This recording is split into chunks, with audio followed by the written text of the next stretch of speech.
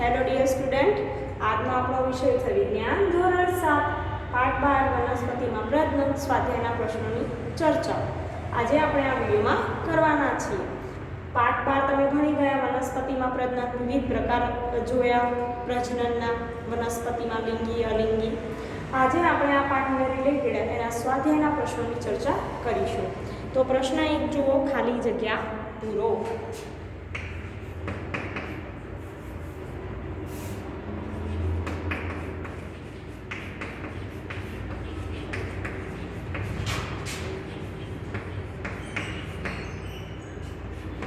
પહેલી ખાલી જગ્યા છે, વનસ્પતિના વાનસ્પતિક ભાગમાંથી નવો છોડ નિર્માણ પામવાની વનસ્પતિના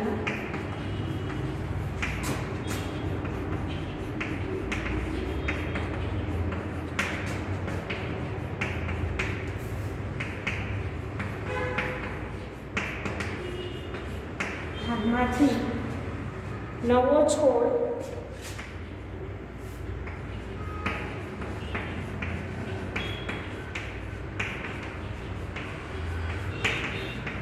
નિર્માણ પામવાની ક્રિયાને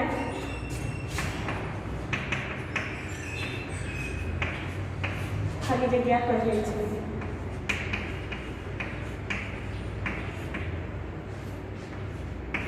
બીજું, પુષ્પ કાં તો નર અથવા માદા પ્રજનન અંગો ધરાવે છે.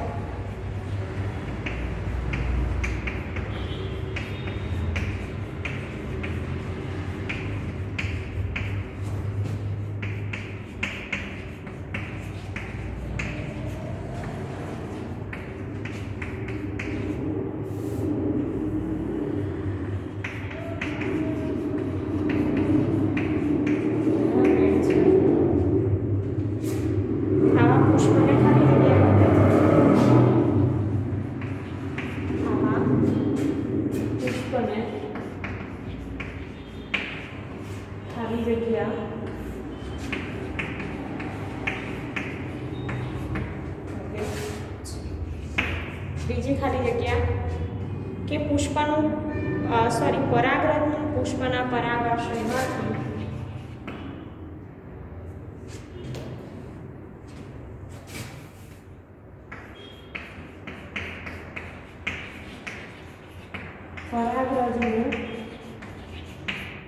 પુષ્પના પરાગાશયમાંથી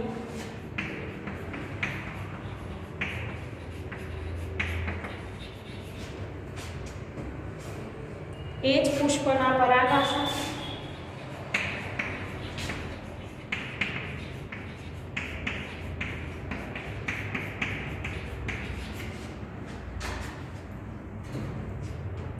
અથવા તો બીજા પુષ્પના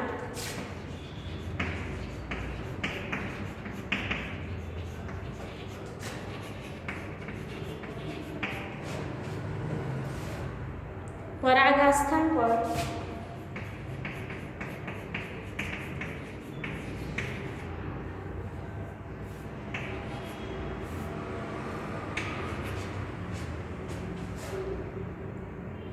સ્થાપનની ક્રિયાને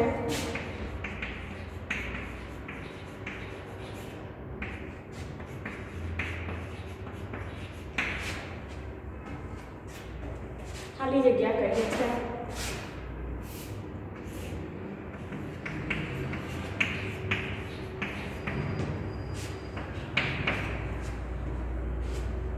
નરજન્યુ અને માદાજન્યુના સંયોગની ક્રિયાને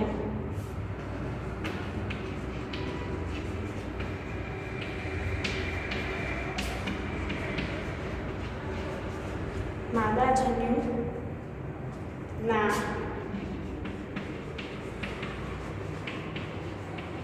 સંયોજનની ક્રિયાને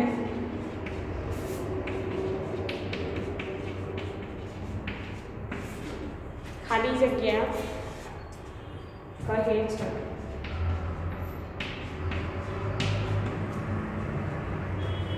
પાંચમી ખાલી જગ્યા, બીજ ફેલાવાની પ્રક્રિયા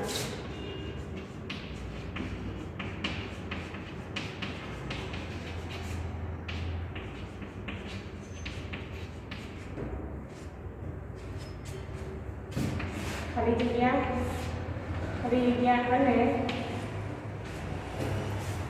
ખાલી જગ્યા દ્વારા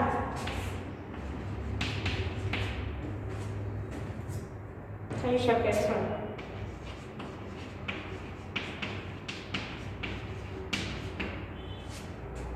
હવે આપણે જવાબ જોઈશું। પહેલા જવાબમાં કે વાનસ્પતિક ભાગોમાંથી નવો છોડ નિર્માણ પામવાની ક્રિયાને ખાલી જગ્યા કહે છે। તો શું કહેવાય? વાનસ્પતિક પ્રજનન।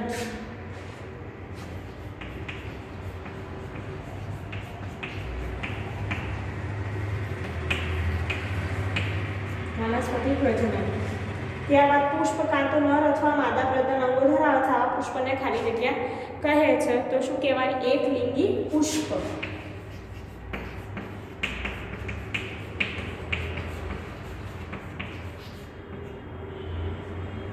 પરાગરજનું પુષ્પના પરાગાશયમાંથી એ જ પુષ્પના પરાગાસન અથવા તો બીજા પુષ્પના પરાગાસન પર સ્થાપનની ક્રિયાને ખાલી જગ્યા કહે છે।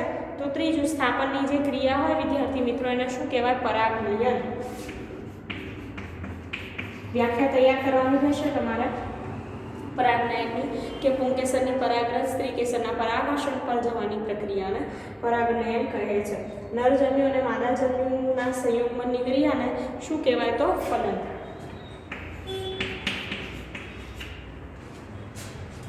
બીજ ફેલાવાની પ્રક્રિયા ખાલી જગ્યા દ્વારા થઈ શકે છે। તો પવન, પાણી અને પ્રાણીઓ।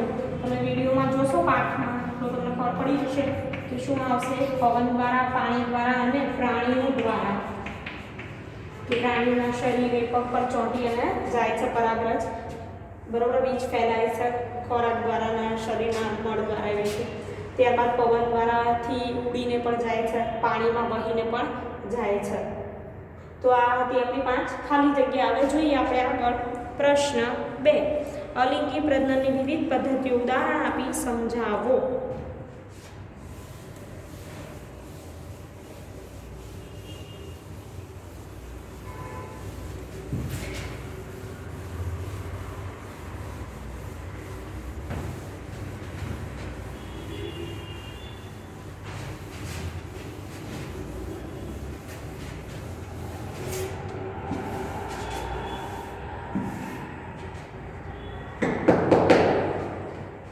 પ્રશ્ન 2, અલિંગી પ્રજનનની વિવિધ પદ્ધતિ।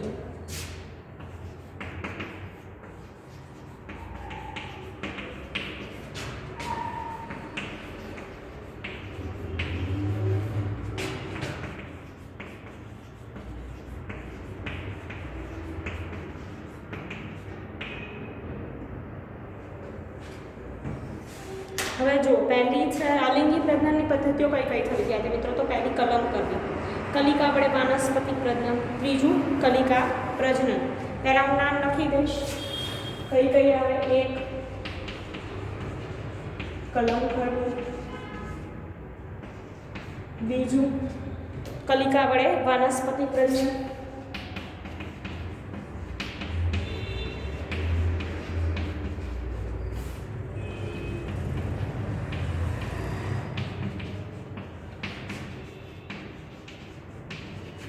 ત્રીજું કલિકા સર્જન।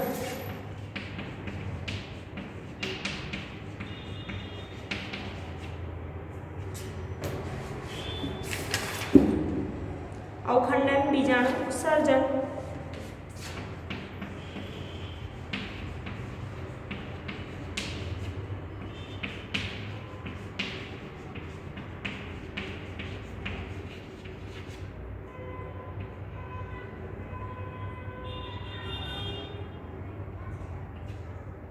હવે જો કલમ કરવી, એના વિશે આપણે માહિતી મેળવીએ।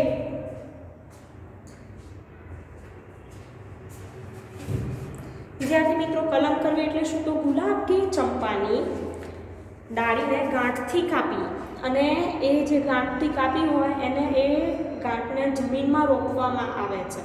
એને પાણી, સૂર્યપ્રકાશ, હવા એ બધું મળી રહે છે અને છોડનો વિકાસ થાય। તો જે ડાળીને ગાંઠથી કાપી અને પછી રોપવામાં આવે છે એ ટુકડાને કલમ કહેવાય છે અને આખી જે પ્રક્રિયા છે એને કલમ કરવી એવી પદ્ધતિ કહેવાય। તો ઉપયોગમાં લીધેલ ટુકડાને કલમ કહે અને આ રીતને કલમ કરવી કહે છે. ઉદાહરણ છે ગુલાબ, ચંપો, મહેંદી વગેરે.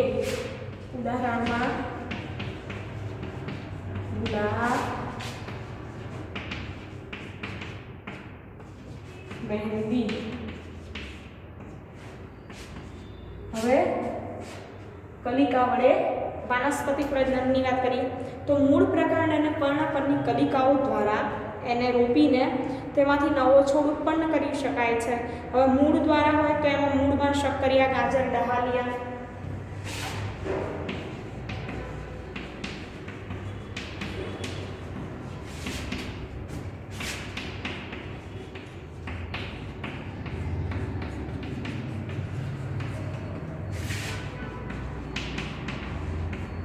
પ્રકાંડ હોય તેમાં બટાટા, આદુ, હળદર, સુરણ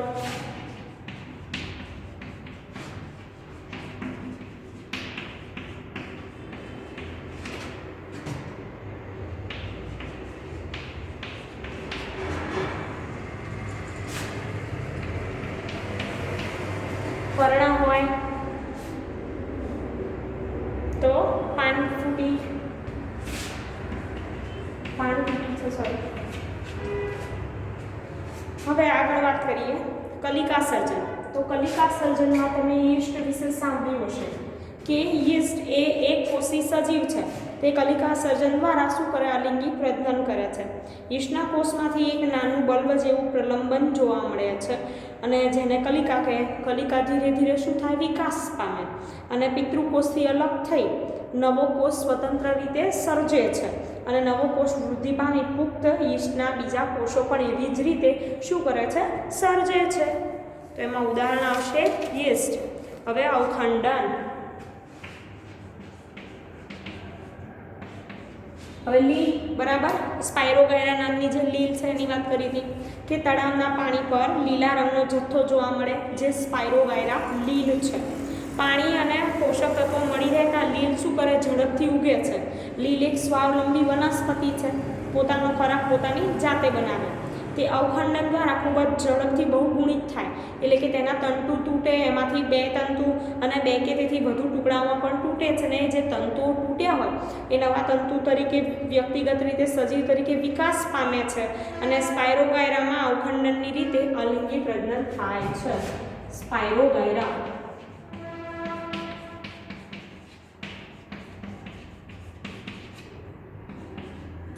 હવે બીજાણુ સર્જન કે ફૂગની બીજાણુધાનીમાં બીજાણુઓ હવામાં તરતા રહે છે.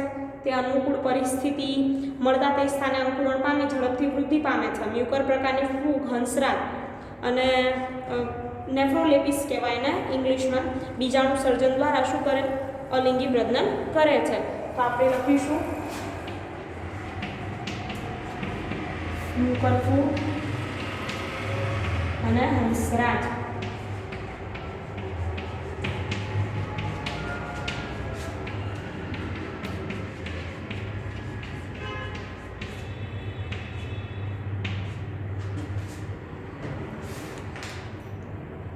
પ્રશ્ન 3 જુઓ કે તમે લિંગી પ્રજનન દ્વારા શું સમજ્યા?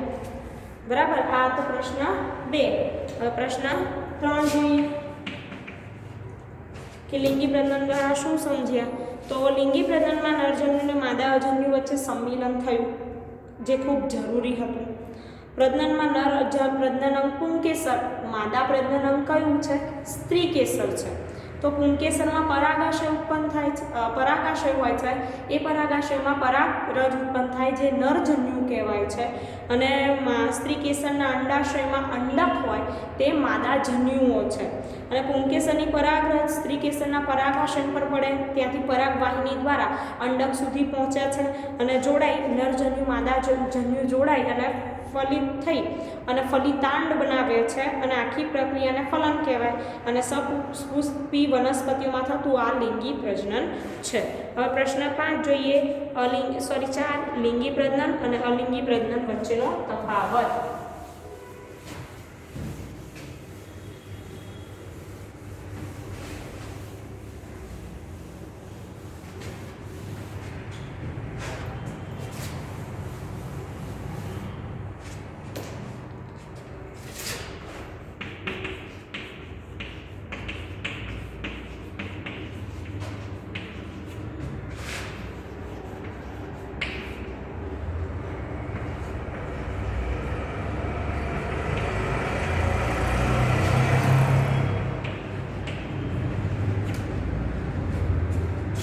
વિદ્યાર્થી મિત્રો તફાવત તો 2 પોઈન્ટ લખાય તફાવતમાં બરાબર લિંગી પ્રજનન અલિંગી પ્રજનન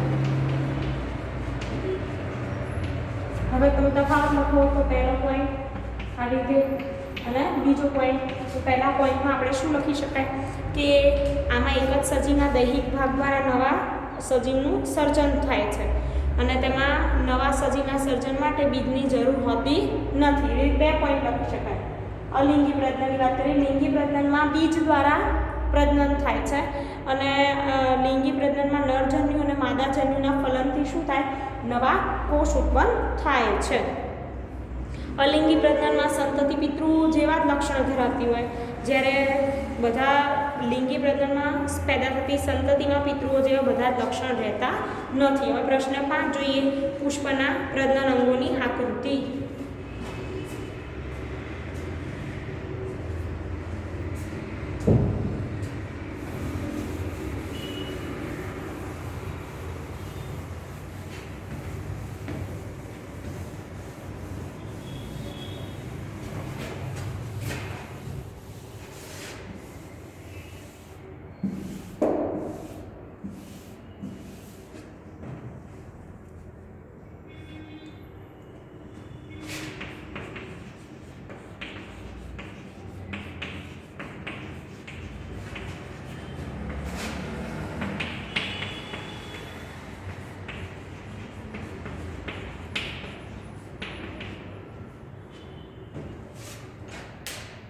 તો પહેલા પુંકેસર વિદ્યાર્થી મિત્રો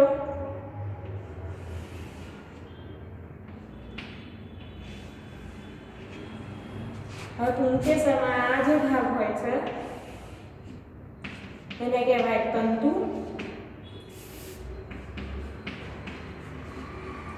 આ છે પરાગાશય, એમાં દાણા જેવી રચના હોય એ પરાગરજ હોય છે બરાબર.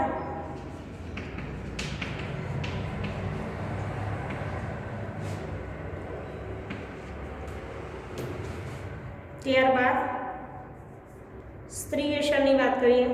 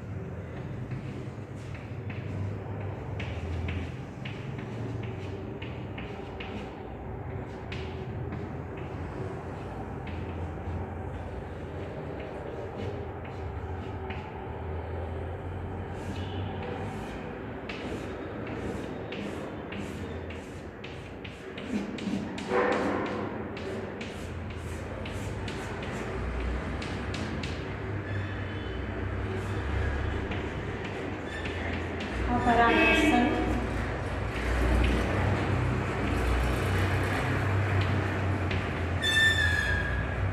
અંડક, અંડાશય પણ કહેવાય, પરાગવાહિની,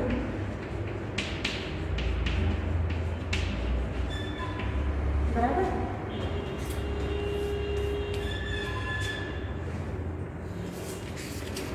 પ્રશ્ન 6 જુઓ, સ્વપરાગનયન પરપરાગનયન વચ્ચેનો તફાવત. તો સ્વપરાગનયનમાં પહેલો પોઈન્ટ શું લખાય કે આ પ્રકારના પરાગનયનમાં એક જ પુષ્પના પુંકેસરની પરાગરજ તે જ પુષ્પના સ્ત્રીકેસરના પરાગાસન પર જાય તો એને સ્વપરાગનયન.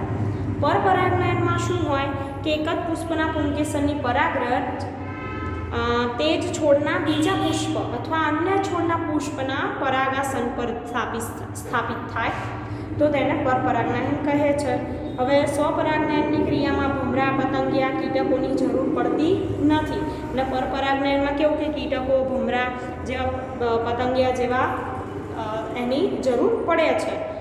બરાબર, 2 પોઈન્ટ તમે લખો.